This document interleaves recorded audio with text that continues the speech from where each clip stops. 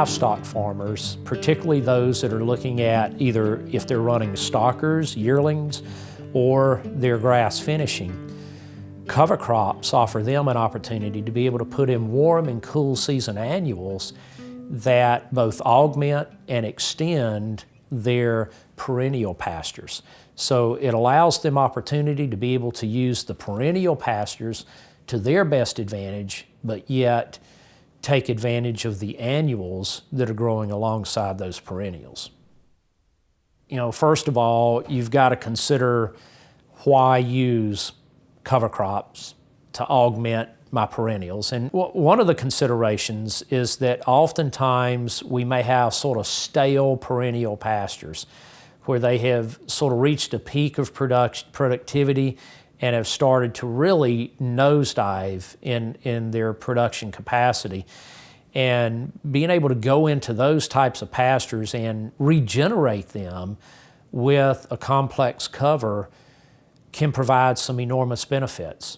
And it also allows us to be able to go in following a year or two of complex covers and to either utilize the latent seed bank that exists there to establish a new, more vibrant and complex perennial pasture, or to go in and to seed a more complex and diverse perennial pasture. So the cover crop can be an excellent segue to that. And the honest truth is, many times it's far more cost effective to do that and to use a cover crop as the segue or lead in to a new perennial pasture than it is to completely renovate right off the bat that existing perennial pasture. If we've run the figures on renovating perennial pasture and going in immediately with another, say, monoculture perennial, and what we typically find is that it's costing you anywhere from $500 to $800 an acre when you truly account for all cost, including loss of grazing time in establishing that new perennial. But when you truly account for all cost, it's $500 to $800 an acre. That's like buying land all over again. And why would we do that when we can instead go in with a far cheaper, you know, for $30, $40, $50 an acre complex cover, use that to stimulate biological activity in the soil, and then use high stock density adaptive grazing on those covers to tap the latent seed bank that is richer, more productive, and more vibrant than planting a perennial improved variety. And in the end, you end up with something far greater than you ever could have to begin with. And you did this with no loss of grazing time.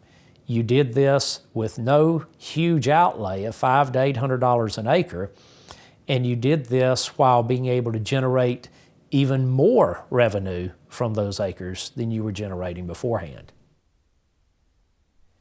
When you're grazing cover crops, there are several things that you have to consider.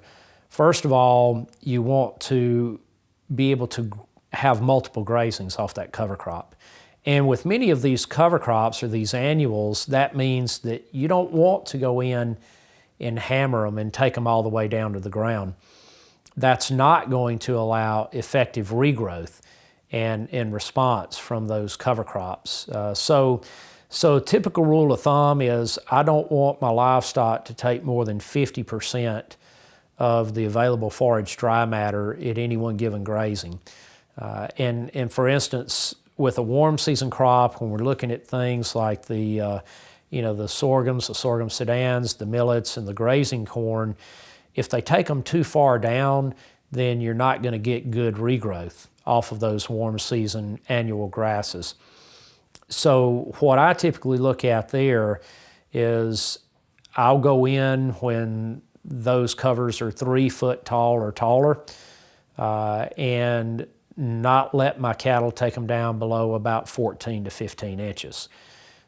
That allows for optimum growth and performance so that I can get back on and graze that much sooner for a second and even third round of grazing. So that's definitely one thing that we want to consider.